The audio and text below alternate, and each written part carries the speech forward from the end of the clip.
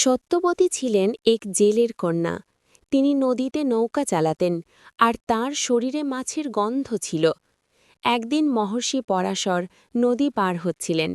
তিনি নদীর মাঝখানে সত্যবতীকে বললেন, সত্যবতী,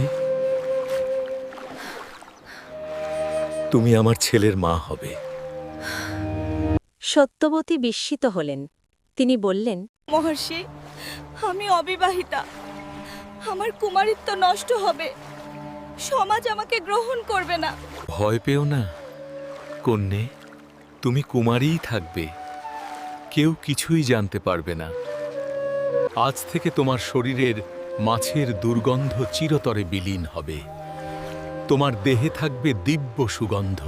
সত্যবতী সম্মত হলেন। পরাশরের তপস্যার শক্তিতে নৌকার মধ্যে এক পুত্রের জন্ম হল।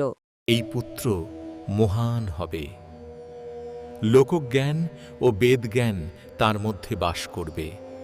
এই পুত্রই মহামুনি বেদব্যাস। তিনি মহাভারত রচনা করবেন এবং সমস্ত বেদ সংকলিত করবেন। মহর্ষি পরাশরের আশীর্বাদে জন্ম নিয়েও সংসারের বন্ধনে আবদ্ধ হননি বেদব্যাস। জন্মের পরই তিনি বেছে নেন বনবাস। বনে দীর্ঘ তপস্যার মাধ্যমে তিনি ব্রহ্মজ্ঞান অর্জন করেন, বেদ, উপনিষদ ও দর্শনে পারদর্শী হন। সমাজের কল্যাণে তিনি বেদের বিস্তৃত জ্ঞানকে সাধারণ মানুষের উপযোগী করতে 4 বেদে ঋগ, যজুর, সাম, অথর্ব সংকলিত ও বিন্যস্ত করেন। এজন্য তিনি বেদব্যাস নামে খ্যাত হন। তিনি মানবজাতির নৈতিক শিক্ষা ও ধর্মের জটিলতা বোঝাতে মহাভারত রচনা করেন। এই মহাকাব্যের মধ্যেই শ্রীমদ্ ভাগবত গীতা সংযুক্ত হয়।